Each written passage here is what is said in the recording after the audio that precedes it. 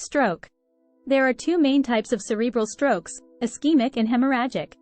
Ischemic stroke, which accounts for about 87% of all strokes, occurs when a blood vessel that supplies blood to the brain becomes blocked, typically by a blood clot. Symptoms of an ischemic stroke can include sudden weakness or numbness on one side of the body, difficulty speaking or understanding speech, vision problems in one or both eyes, dizziness or loss of balance, and severe headache. Hemorrhagic stroke, which accounts for about 13% of all strokes, occurs when a blood vessel in the brain ruptures and bleeds.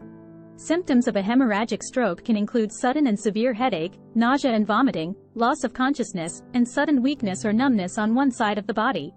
The National Institutes of Health Stroke Scale, NIHSS, is a standardized tool used to assess the severity of a stroke and to track a patient's progress over time. The scale is designed to be used by healthcare professionals trained in its administration, and it can be used to evaluate both ischemic and hemorrhagic strokes. The NIHSS consists of 11 items, each of which is scored on a scale of 0 to 4, with higher scores indicating more severe stroke symptoms. The items are grouped into 3 categories: level of consciousness and alertness, motor function, language and speech. Some of the items included in the NIHSS are: level of consciousness. The patient's level of consciousness is assessed by asking them to open their eyes, follow simple commands, and respond to a question. Motor function. The patient's motor function is assessed by testing their strength, coordination, and sensation in different parts of the body on both sides. Face, arms, speech test. The patient's ability to move their face, arms, and to speak is assessed. Language. The patient's ability to understand spoken and written language is assessed by testing their ability to follow commands, repeat simple phrases, and name common objects. Visual field. The patient's visual field is assessed. Sensory. The patient's ability to feel light touch, pinprick, and temperature is assessed. Best gaze. The patient's ability to move their eyes in different directions is assessed. Visual inattention. The patient's ability to pay attention visually is assessed. Limb ataxia. The patient's ability to coordinate their limbs is assessed. Each item is scored on a scale of 0 to 4, with higher scores indicating more severe stroke symptoms. The total score on the NIHSS ranges from 0 to 42, with higher scores indicating more severe stroke symptoms. The NIHSS is a widely used tool and a commonly used method to measure the severity of stroke. It is important to note that it is not a diagnostic tool but rather a tool to track the patient's progress and response to treatment over time. It is also used to determine the level of care the patient needs and also to assess the patient's eligibility for certain treatments. Examples. 1. A patient who is alert and able to follow commands, but has weakness on the right side of the body and difficulty speaking would be scored as follows. Level of consciousness and alertness equals 1, motor function, right side, equals 3, language and speech equals 2. 1. This would give a total score of 6 on the NIHSS. 2. A patient who is confused and unable to follow commands, has weakness on both sides of the body, and is unable to speak would be scored as follows. Level of consciousness and alertness equals 3, motor function, right side, equals 4, motor function, left side, equals 4, language and speech equals 4. 2. This would give a total score of 15 on the NIHSS. 3. A patient who is alert and able to follow commands, but has weakness on the left side of the body and difficulty understanding speech would be scored as follows. Level of consciousness and alertness equals 1, motor function, left side, equals 2, language and speech equals 3. 3. This would give a total score of 6 on the NIHSS. The intracerebral arteries can be divided into several main branches, including the middle cerebral artery, MCA, the posterior cerebral artery, PCA, and the anterior cerebral artery, ACA. The middle cerebral artery, MCA, is the largest of the intracerebral arteries and supplies blood to the lateral surface of the brain, including the frontal, parietal, and temporal lobes. An occlusion of the MCA can cause an ischemic stroke in the territory it supplies, which is called a middle cerebral artery stroke. This type of stroke can cause weakness or paralysis on one side of the body, difficulty speaking or understanding speech, vision problems, and difficulty with coordination and fine motor skills. The posterior cerebral artery, PCA, supplies blood to the occipital and temporal lobes of the brain. An occlusion of the PCA can cause an ischemic stroke in the territory it supplies, called posterior cerebral artery stroke. This type of stroke can cause visual disturbances such as visual field defects, difficulty with visual perception, difficulty with spatial awareness and memory. The anterior cerebral artery, ACA, supplies blood to the medial surface of the brain, including the frontal and parietal lobes. An occlusion of the ACA can cause an ischemic stroke in the territory it supplies, called anterior cerebral artery stroke. This type of stroke can cause weakness or paralysis on one side of the body, difficulty with coordination and fine motor skills, and difficulty with bowel and bladder control. Vertebral artery is another important intracerebral artery which supplies the brainstem and cerebellum. An occlusion in this artery can cause brainstem stroke, which can lead to serious symptoms such as difficulty with speaking, swallowing, vision and balance, and even death. It's important to note that the symptoms and deficits that occur as a result of an ischemic stroke depend on the location of the occlusion, the specific artery involved, and the degree of blood flow blockage. There are several other causes of strokes in addition to the occlusion of intracerebral arteries, such as atrial fibrillation, AFib. AFib is a heart condition that causes the upper chambers of the heart to beat irregularly, which can lead to the formation of blood clots.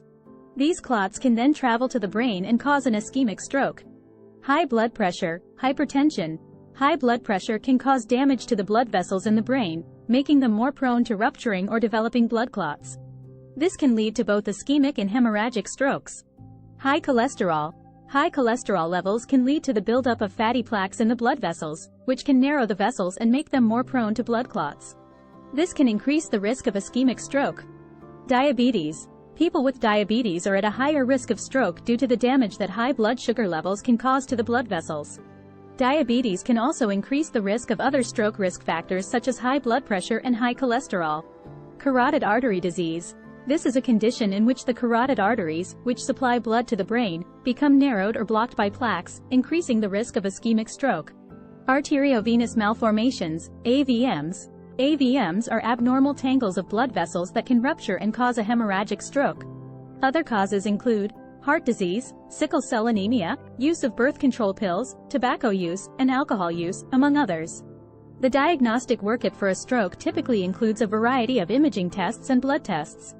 Imaging tests. The most commonly used imaging test for stroke is a CT scan, computed tomography, or an MRI, magnetic resonance imaging, scan of the brain. These tests can help identify whether a stroke is ischemic or hemorrhagic and can also help determine the size and location of the stroke. In some cases, a CT angiography or MRI angiography may be performed to evaluate blood vessels and look for clot or narrowing. Blood tests. Blood tests are often used to help identify the cause of a stroke and to check for other conditions that may increase the risk of stroke. Some common blood tests include a complete blood count, CBC, a metabolic panel, and a coagulation profile. ECG, electrocardiogram, and echocardiogram. These tests are useful in identifying if the stroke is due to a cardiac origin such as atrial fibrillation. Carotid Doppler. This test is used to evaluate the blood flow in the carotid artery, which supplies blood to the brain, and can help identify any narrowing or blockages that may increase the risk of stroke. Transcranial Doppler, TCD.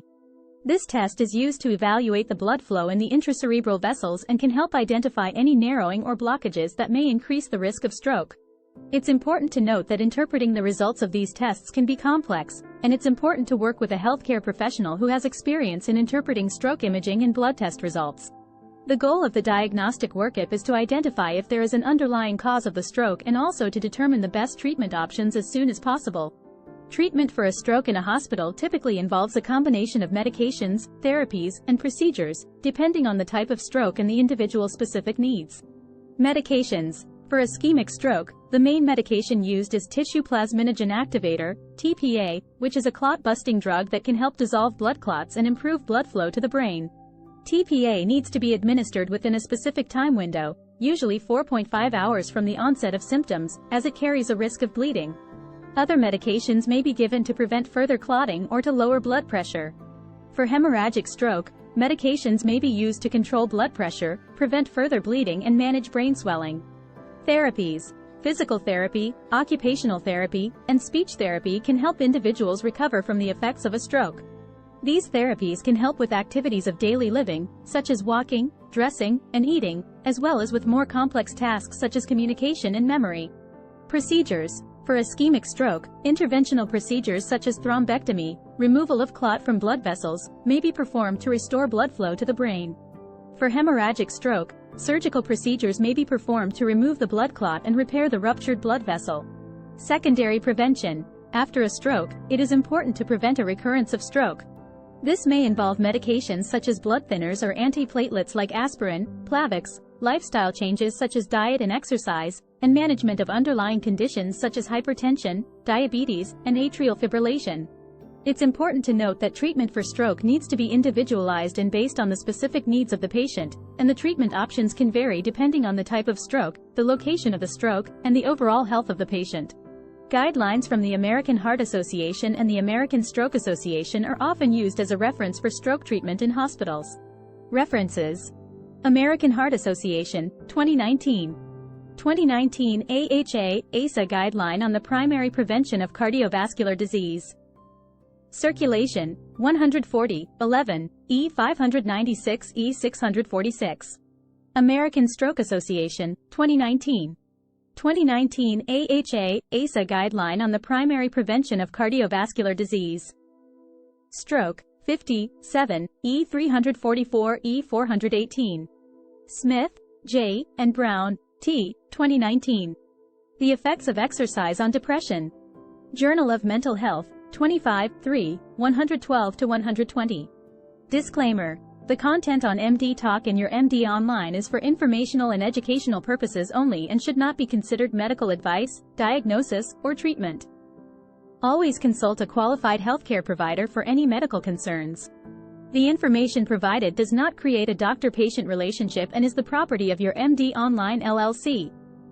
Use and reliance on the content are at your own risk.